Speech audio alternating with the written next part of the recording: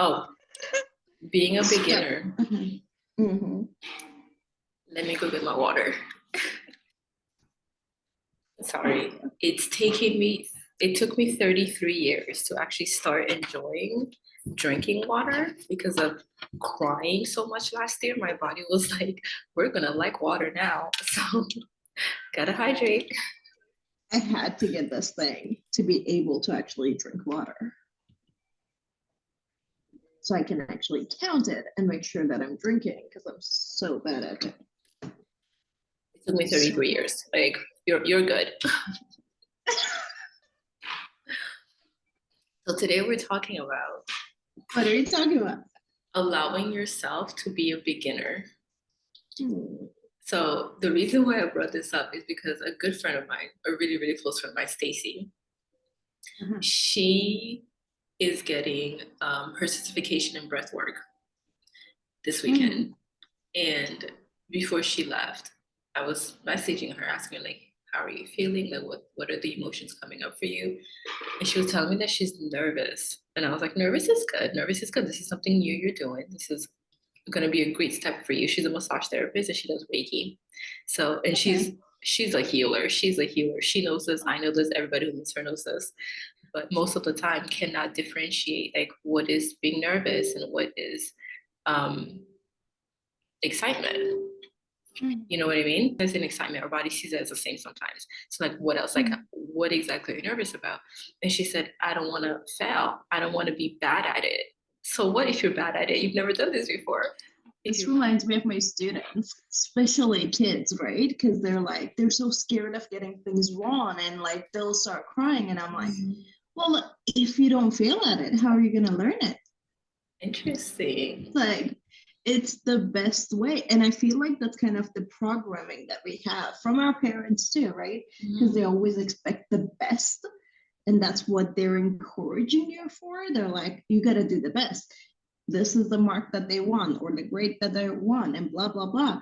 And they have all of these feelings inside and they can't really handle it. So it's like, I need to get it right. And I'm like, no, you gotta fail. And that's the beauty of it. And I'll show you how not to do the same thing again. Do you feel like it's kind of both? Because that's what I'm realizing. Because as you're talking about this, like it's kind of it's when we talk about kids, because I feel like on one part, kids are really great at this because they're fearless. You know what I mean? At least when I'm thinking about kids that, like, because I used to be a nanny and like I've been around kids a lot, and I feel like kids are so fearless. They're gonna go and do it. But then there's another part when it comes to like, exactly. So when it comes to like academia, like things that adults have told them, this is what's needed, and that's the part where they hold themselves back. But if if you just witness a kid being a kid, they're so fearless. They're gonna give it a try. They're gonna jump. They're gonna fail. They're gonna get back up and do it again. They're gonna, without the parents or without the adult supervision telling them, do it this way. This is the right way. So do you think it's both? Right? I actually watched a reel where I think this woman, she was talking about her dad, if I'm not mistaken. And she was saying that, he would always, every night at like dinner time, ask them what they failed at, not what they did good. And then that gave them such a big thing later in life that they're like, oh, today I didn't fail at anything, which means I didn't learn anything. And I thought that was so beautiful. And I'm like, we need to focus on that side more. So yeah, I think when it comes to things that they're doing by themselves, it could be drawing, for example, that nobody really tells them, oh my God, this is great. Or they don't have that conditioning, right? Because whatever kids draw, they're like, oh, it's beautiful, right? So they actually feel confident there and they'll like do whatever. You show them something, they're like, okay, I'll draw that. But when it comes to tests or quizzes or this, that spelling test, they'll be freaking out. So, yeah. It's funny that you say that about what did you fail at? Because just like with everything else, it's not always so black and white. Because it's like maybe for that person, it was a good thing. But then for me, I would think if every day my parent asked me, what did you fail at? it Yeah, would, every day is a little. you know what, for me, it would make me feel like, oh wow, okay, so I fell at everything then. Like there's so many things I fell. You know what I mean? It's just like it's But not always so imagine, black and white. I agree with that, but imagine that when you fail at something, they actually like that Mm-hmm. and they motivate you and they think that it's a great thing. Mm-hmm. That changes the whole aspect of, getting it right, because they're Yeah. actually teaching you that failing is a good thing. So you get to learn, and that's Yeah. how we learn. Yeah. And I thought that was so good. Maybe not doing it every night, obviously, or whatever. But it's such an important thing to learn that it's okay. And especially with teaching languages, Mm-hmm. people are so scared to talk, to Yeah. get the thing wrong.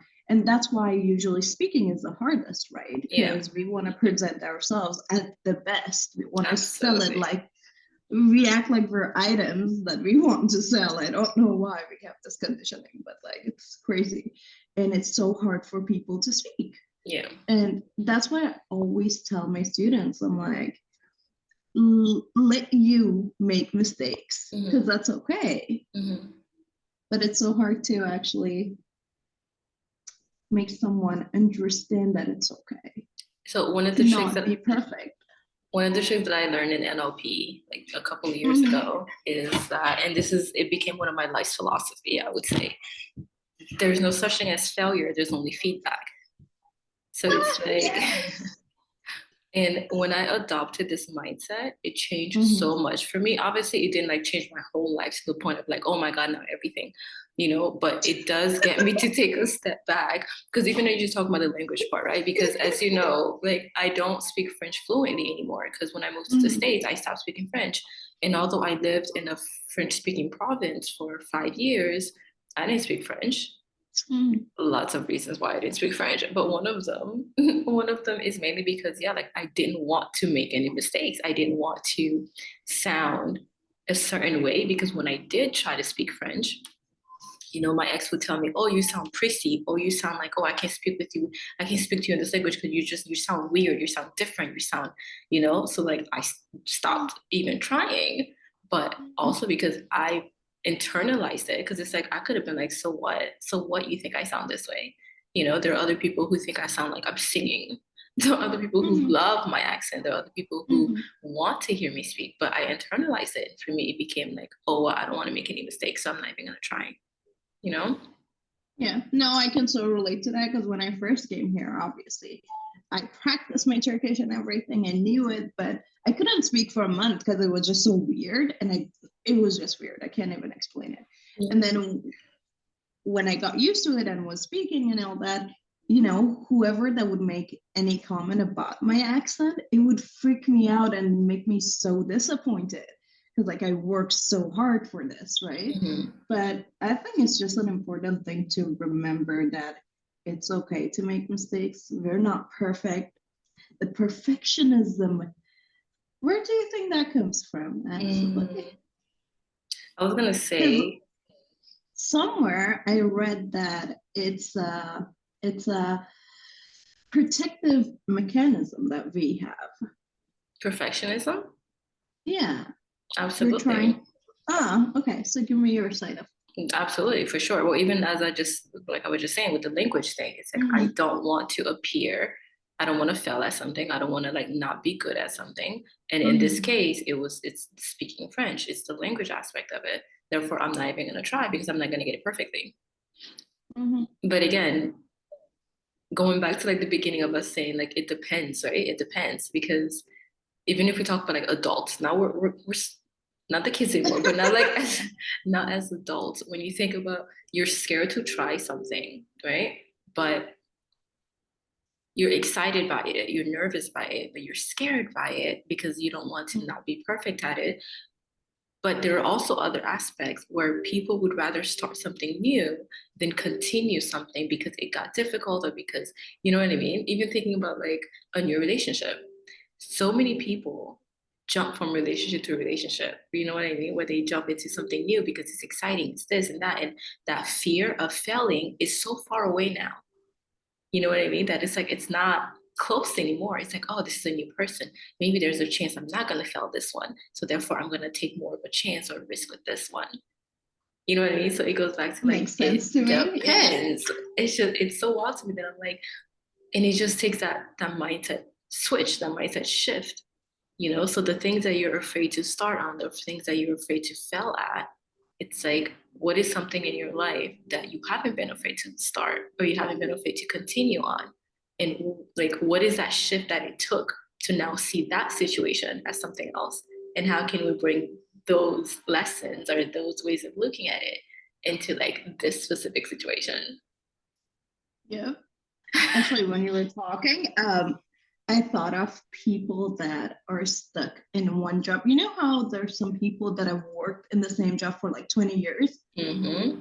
Or like it could be lasted like 5 years and they'll Mm-hmm. keep on complaining and they won't go looking for something else. Yeah.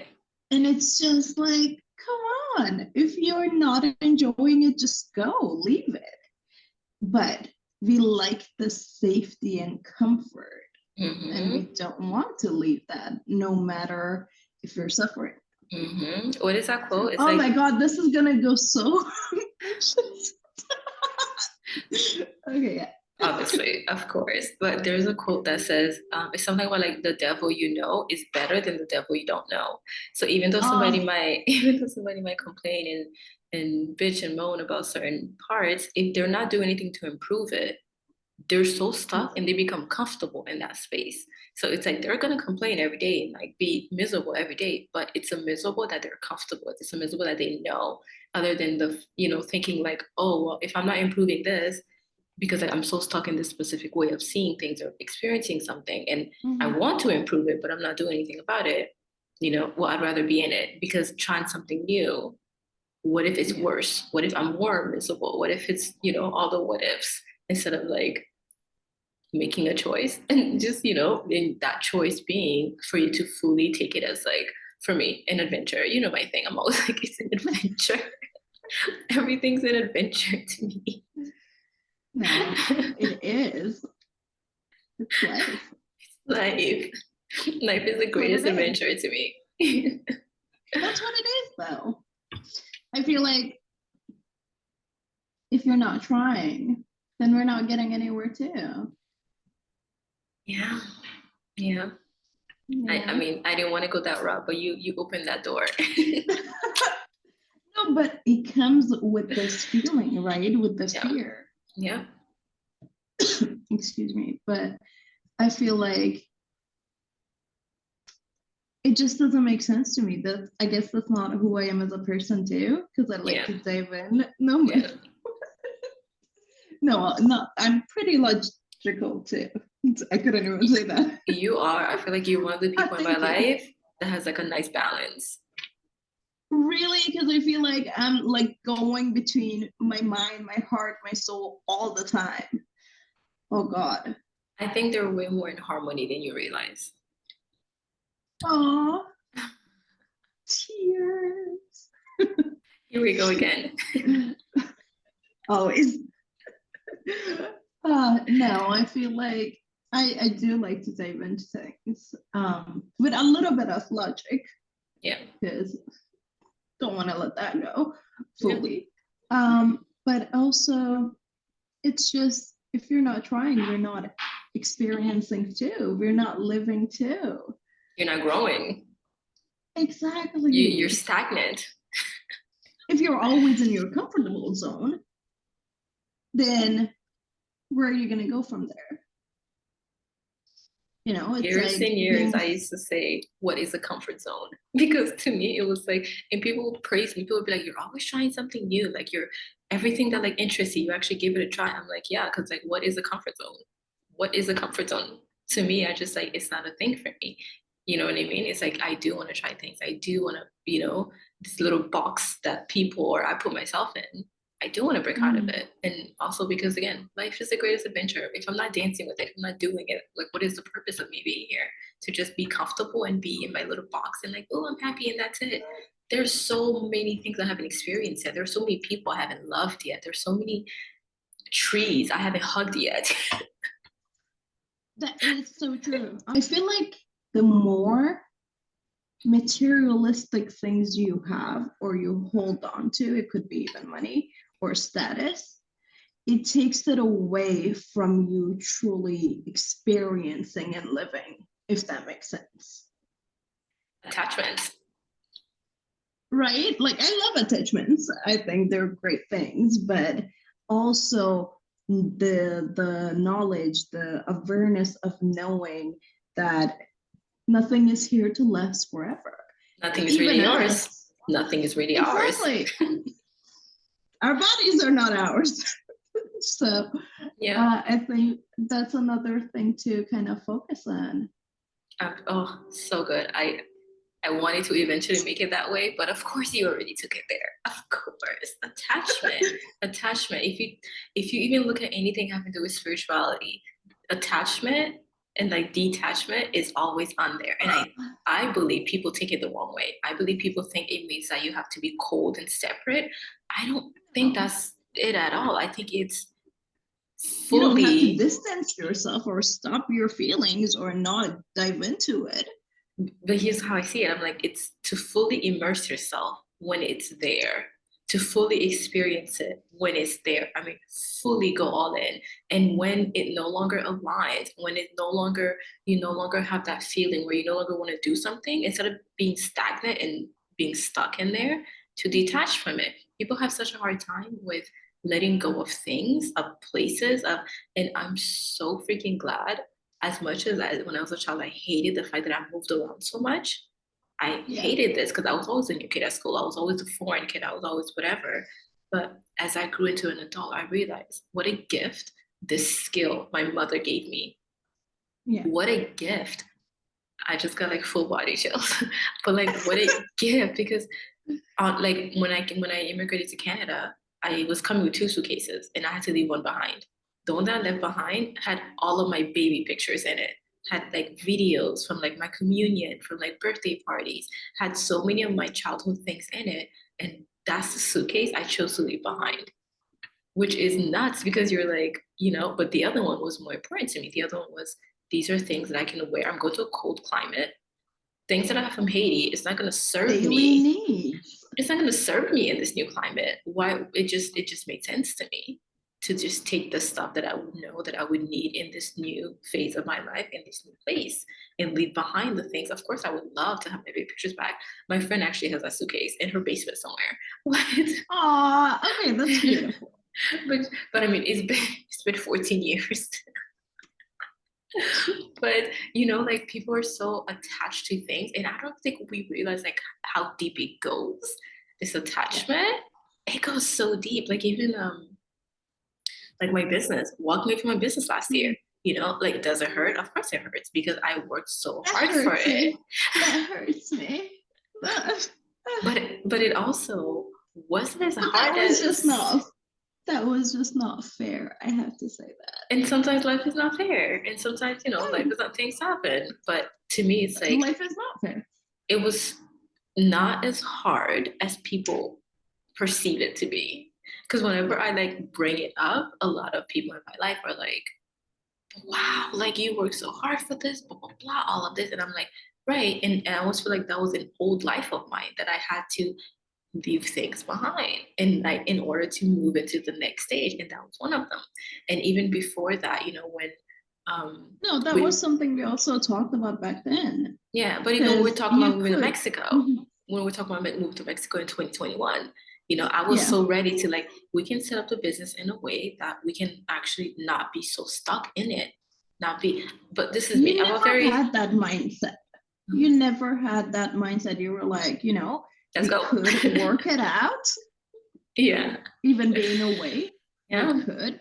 Or we don't have to. Yeah. We can create other things. And that's something beautiful. Detachment, because it's like, again, nothing is mine, nothing is ours. We're there to experience things at a certain amount of time. Is when we get stuck on this idea of forever or something. It's like, oh, I have to have this with me all the time. That's when we prolong our suffering. That's when we keep the suffering going. We have that a lot with people, right? Absolutely. it's a hard lesson to learn. It's a hard skill to have.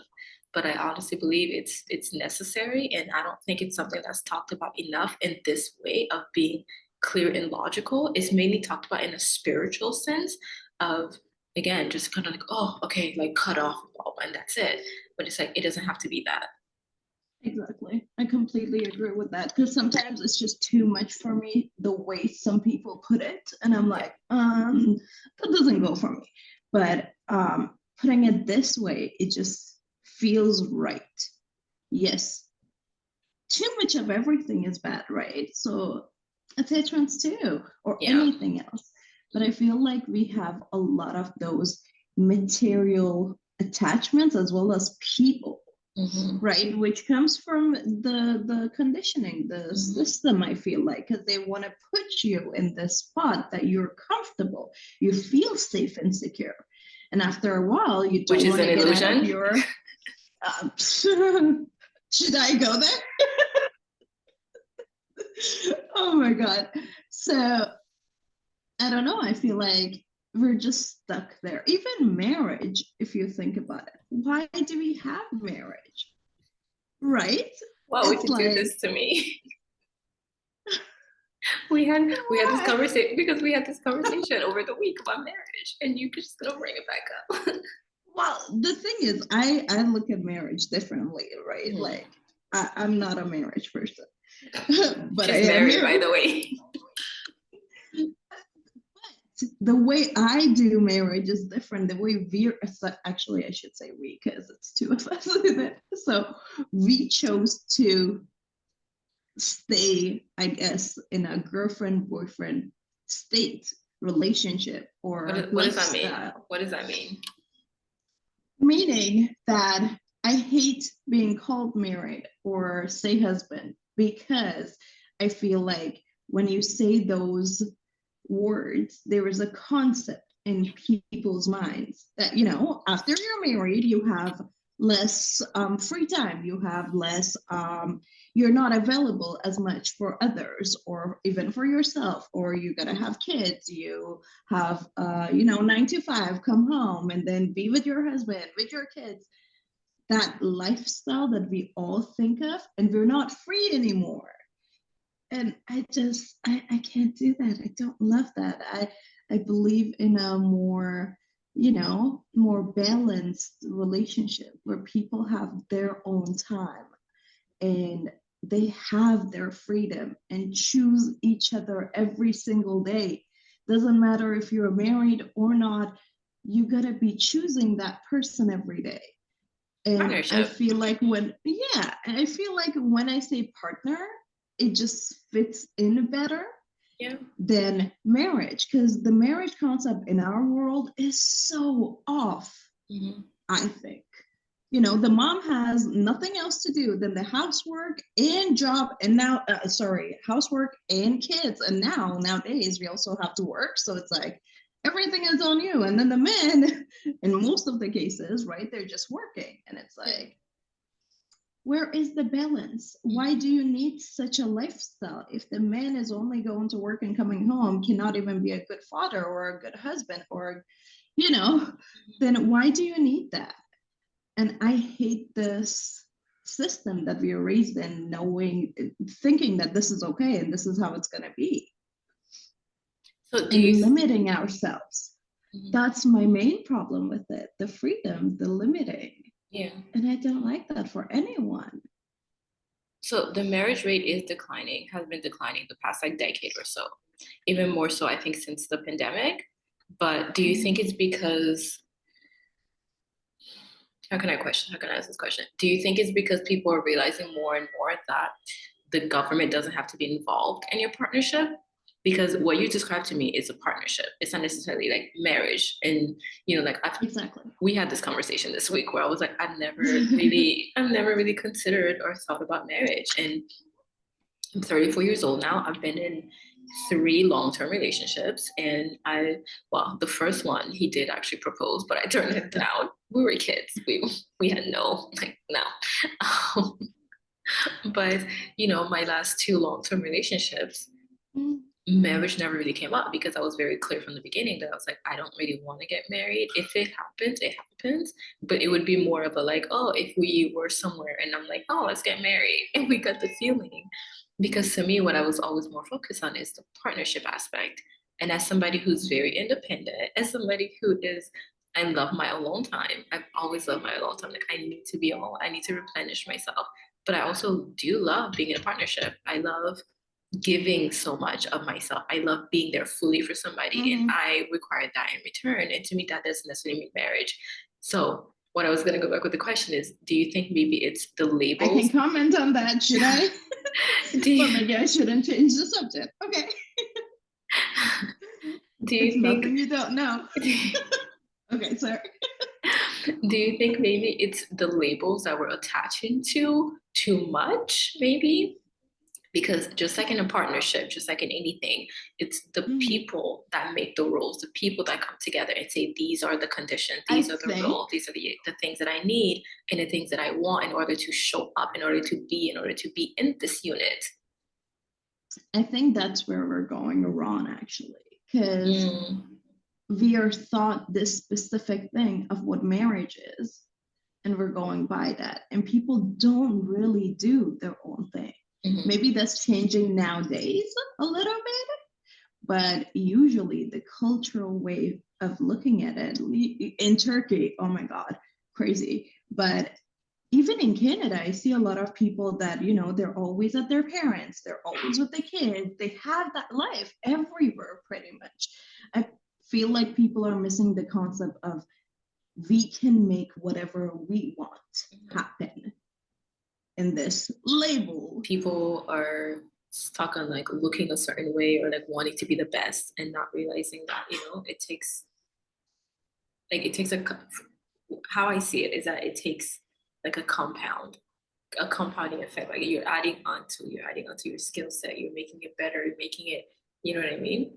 Like when you're starting something new, because people are so scared about looking like a beginner, and it's like I love being a beginner. Like I decided a very long time ago that life was going to be an adventure. I was going to be a lifelong learner. I was always going to be learning. I was always going to be improving. I was always going to, and not just like, oh, I'm striving for more and more and more. It's more of to fully enjoy something.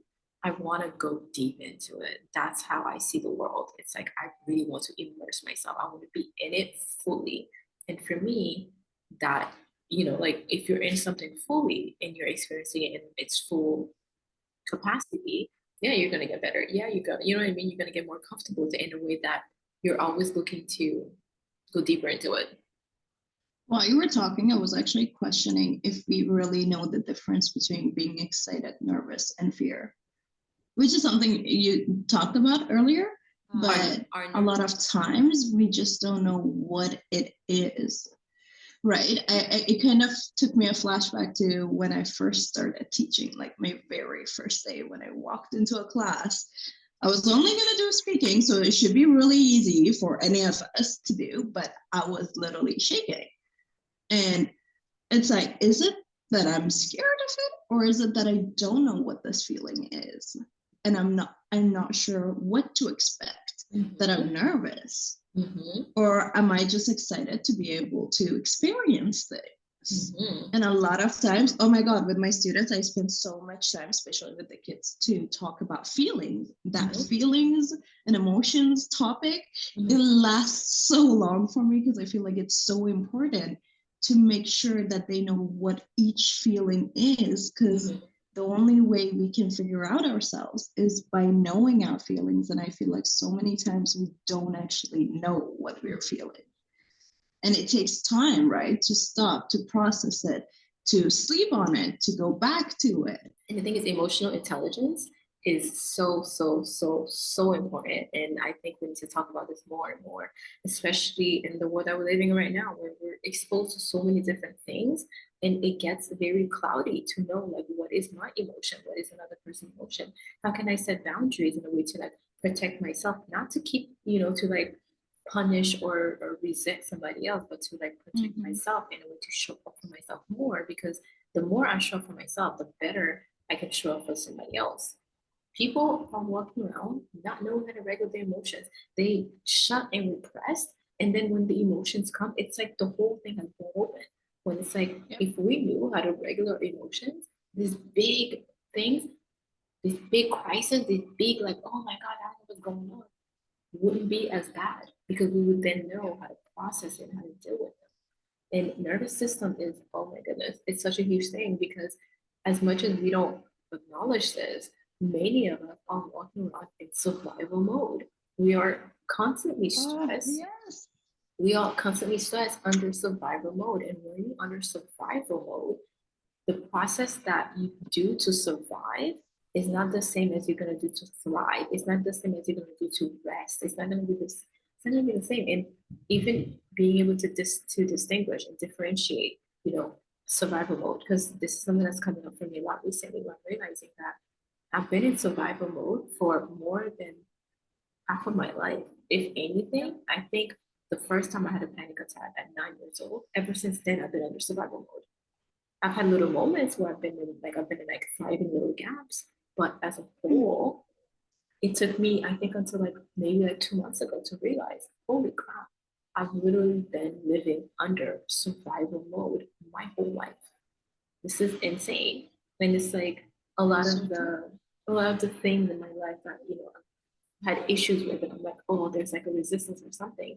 And I've been able to train myself to like relax and to acknowledge and to feel my feelings and to process and the mindset work and all of these things. But those things are only temporary until you really get to the root of I'm under survival mode and I no longer want to be. Now, how do I get out of this? How do I structure my life? How do I, you know what I mean? Have a lifestyle that's about me thriving.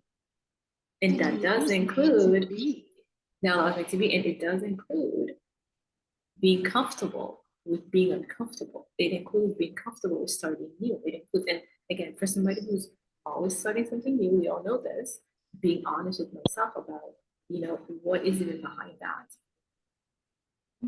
Like what is even behind, like what is the purpose of always starting something new? Like, yeah, I'm multi-passionate, blah, blah, these things, but like, what is it that's keeping me from stopping from following through with something fully? What is it that, you know what I mean? Like really being honest with myself has been like, oh shit, another deeper layer of me. Hard. It's not easy to, I think it's hard. I don't think it's hard. I think it's not familiar. Oh, that could be it, but it's definitely something you're not used to do, right? Go deep in yourself and be like, so what is the core of this? Am I angry? Am I frustrated? Am I disrespected? Do I not want this for myself? And why? And questioning all the layers that there is to it. And then finding your emotions and seeing what you really want. 14 years ago, honestly, I realized that my inner world was always going to be with me. Therefore, I had to make sure that I felt safe in my inner world. I accept myself in this way. I'm comfortable with me. I have gone through it and I know me and I'm okay with it. Yeah. But how do I have this as a lifestyle and choose this for me in the outsider world? The link between like thriving on the inside in that way and realizing that my outside world has been so much under survival mode that's okay. Yeah, so that's the part that I'm like, okay, so now that like I have the inner, you know what I mean? It's like now, okay, now the outside world, now I'm deconstructing. So the process that I went through with my inner world, now I'm going through my outer world and deconstructing that. You know what I mean? Deconstructing because yeah, like I said, like this, I'm always trying new things. I'm like very open with like who I am. Like I don't try, for the most part, I don't try to like fit into boxes. The times that I have accommodated people in my life is because I, for some reason, told myself that going against my intuition, going against myself was the better thing for whatever that relationship or that union was, which always bites me in the ass. But it's even that, like intuition. You were talking earlier, you were talking about logic and how you feel like your heart, your mind are logic battles. But I don't believe, and I told you, like, I actually don't believe that's true for you because people think intuition is based on emotions, right? For me, when you talk about your heart and your soul, and your logic, to me, the three in harmony is your intuition. So to me, it's not separate. It's the same. It's another level of intelligence that we don't necessarily tap into all the time. But again, it's just like a skill that we can tap into all the time. So to me, when you said that, I was like, I actually don't see that at all. And I've known you for so long. So for me, it's like when I look at you and I see the choices that you made and the choices that you continue making, I'm like, your heart, soul, and your logic are always involved. So to me, I think you live from your intuition in a way that most people don't. And it's not separate, it's in harmony. It is all in harmony. I'm gonna hide behind this. But it's true, if you talk about intuition, people, tend to like roll their eyes and like, oh, that's not real, I need facts, blah, blah, blah. But it's another level. Okay, we can just say gut if that makes it easier. Because, a lot of people have easier levels with words. But even then, when you talk about your gut, you don't think about your logic into it because you're like, oh, it's just something I feel. But if you deconstruct it, for sure there's logic behind it as well. We just don't like to mention this part. We don't like to see it. Most people don't even see it. Yeah, maybe that's because logic is known as a specific thing, and feelings are completely separated from that. Yeah. Who says this? Who came up with this? Who decided this is the way that it is? Are we going to question that? Should I go there? I think the lesson or the stuff, anybody listening to this, or even for me and you in the future, because I'm obviously going to listen to this again, is to realize that starting something as a newbie or as a novice is a great thing because it gives you the opportunity to be like, I'm starting something new. I am getting feedback. It's feedback. It's not failure. It's feedback. It's feedback of, is this for you now? Not yet. Take a step back. Okay, keep going with it or not keep going with it or figure out this is not for me at all. It's feedback. Exactly. And having that switch, I think, has helped me a lot. And maybe it could help you too. Yep. Any last final words? Just listen to yourself and do what you want and put yourself first. But see, even that, I feel like we need to do a whole episode on listening to yourself. Because most people don't know themselves. Oh my God, I'm not gonna open my mouth because that'll be another hour. Exactly. So, but yes, that could be our topic for the next one. There we go. Intuition and how to know yourself and to listen to yourself. I love it. Oh God, I love it. Okay, I gotta go. Okay, so, enjoy your lesson. It was great to see your face as always. You're stunning. You smell nice, probably, most likely. I'm actually gonna go shower after my lesson. Okay, well, keep in touch. Not like we don't talk to each other like every hour, but every single day. Well, you be good to yourself and everyone else. Okay, bye. Bye.